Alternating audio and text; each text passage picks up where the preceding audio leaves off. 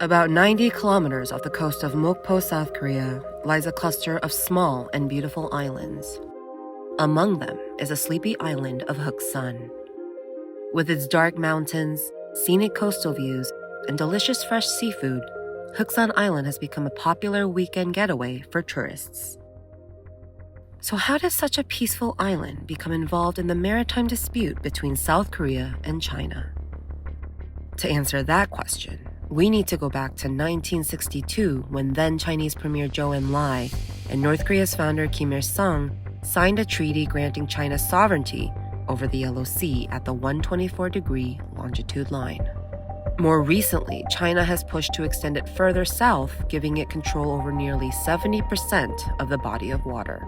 Somehow the Chinese and the North Koreans agreed, or at least China imposed on North Korea, this line on the Yellow Sea, where North Korean vessels should stay east of that line and the Chinese vessels would operate west of that. South Korea, of course, rejected that line and does operate on the other side of the 124 line. While much of the focus is on China's expansive claims in the South China Sea, as far as South Korea is concerned, China is illegally fishing in its exclusive economic zone.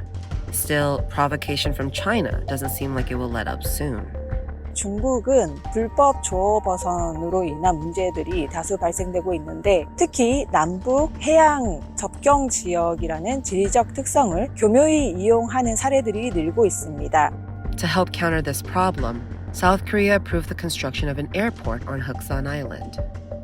While its main purpose is to make travel between the mainland and the small island easier, it could certainly serve military purposes during times of emergencies where the short runway can support short takeoff and landing capable aircraft operated by the Coast Guard. It may be a slow, sort of gradual response to some of these operations that may be a way of sending a message that this could become more if it is needed in the future, or certainly in a crisis. So China may not be all that unhappy about it or all that concerned, but on the other hand, they view it as an entry point into the Chinese heartland. They will be watching it closely, no doubt. But I certainly think that this is going to all be part of the broader notion of being able to have freedom of navigation, regardless of where that might be. Meanwhile, Huon residents are excited that the new airport will provide more convenient access to Seoul for routine trips such as medical visits. They're also hopeful that it will allow a quicker response by Coast Guard vessels and aircraft to illegal Chinese activity in the region. The airport on Huon Island is set to be built by 2027.